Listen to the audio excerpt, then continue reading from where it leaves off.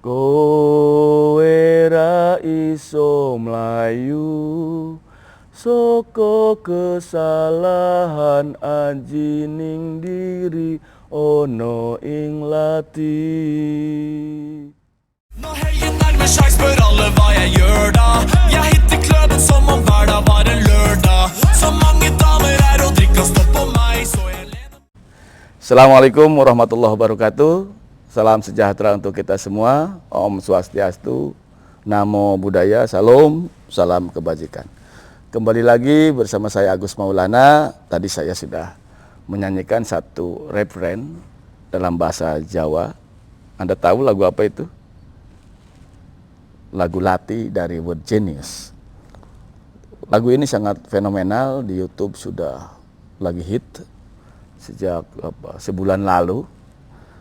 Word Genius sendiri adalah sebuah band elektronik terdiri dari Reza Arab Octavian, Eka Gustiwana, dan juga Gerard Liu. Seperti tahu, Reza Arab adalah seorang YouTuber, kemudian dia juga belakangan menjadi seorang musisi dan memang punya kapasitas dan skill musik yang bagus ya. Lalu kemudian dia juga menjadi pengusaha.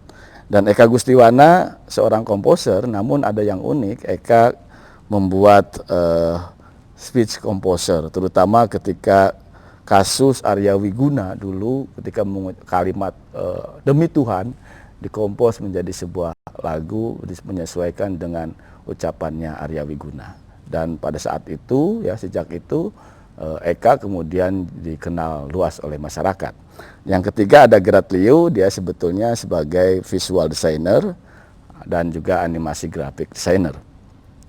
Lati sampai detik ini saya tadi lihat sudah ditonton sekitar 47 juta. Ya. Ini luar biasa.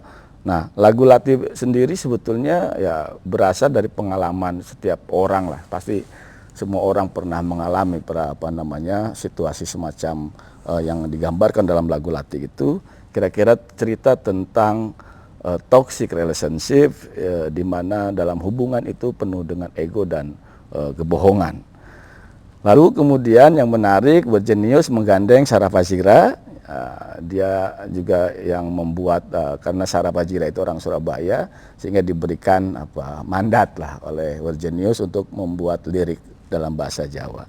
Nah, lagu Lati ini memang gabungan musik-musik modern dengan musik tradisional. Di situ kita bisa melihat atau mendengar banyak gamelan ya, dan juga di dalam visualnya juga banyak tarian tradisional, ada kuda lumping di situ, juga ada sinden, ada jaipong ya. Ini jadi gabungan antara modern dan juga tradisional. Nah, yang menarik, yang menjadi bumbu dari viralnya lagu ini adalah ada seorang tokoh agama Malaysia, Wan Dajrin, yang menilai bahwa lagu Lati sebagai lagu pemanggil setan. Nah, ini sehingga ini jadi lebih menarik. Dan kemudian juga Wan Dajrin membawa-bawa etnis Jawa digandengkan dengan budaya yang penuh khurafat ya. Saya membaca di kompastv.com. Jadi lagu Lati ini juga kemudian muncul di medsos itu banyak dengan Lati Challenge. Jadi ada dandanan menyerupai tokoh dalam video klipnya itu gitu ya. Nah, Wan Dajrin kemudian men-tweet ya pada 4 Juni 2020, kira-kira bunyinya begini, hentikan Lati Challenge sekarang juga. Sesungguhnya tarian-tarian yang kalian lakukan itu sangat berbahaya untuk dijadikan hiburan. Ketahuilah kalian, tarian itu wujud dari setengah budaya Jawa yang syirik dan khurafat, seperti memanggil kuntilanak serta roh kuda kepang. Mungkin kuda kepang itu kuda lumping begitu ya. Tudingan Wan Dajrin kemudian mendapat respon dari Reza Arab ya, selaku salah satu anggota dari Word Genius. Kemudian juga Reza Arab menimpali gitu ya. Buktikan padaku jika benar lagu itu bisa memanggil setan apapun.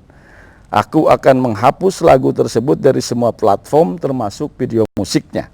Nah, tentu ya dari cuitan itu kemudian jadi viral karena ia dituding ya mengaitkan budaya Jawa dengan ritual pemanggil setan. Ini juga lucu. Jadi dari mana misalnya budaya Jawa dikait-kaitkan dengan ritual pemanggilan setan.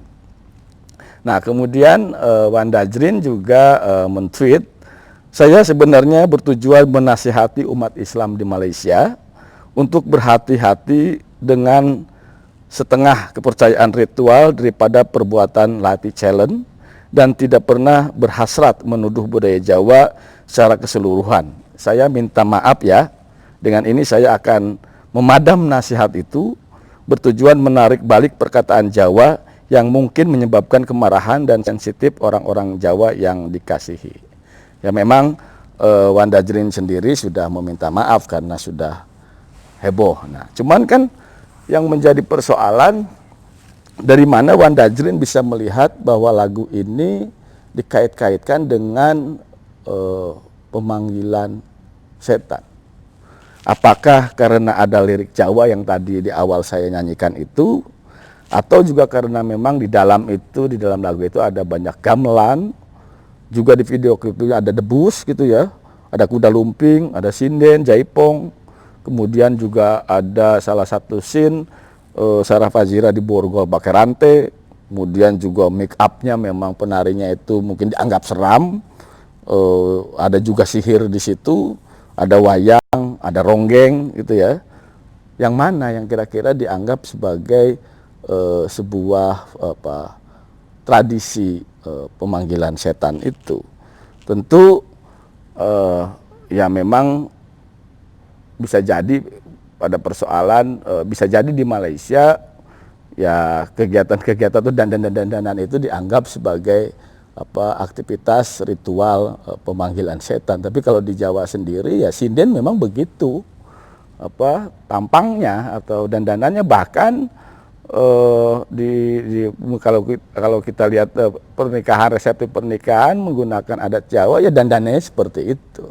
Bisa dibayangkan kalau semua orang yang dandan seperti itu dianggap sebagai ritual memanggil setan. Tetapi apapun itu, ini jadi bagian dari bumbu dari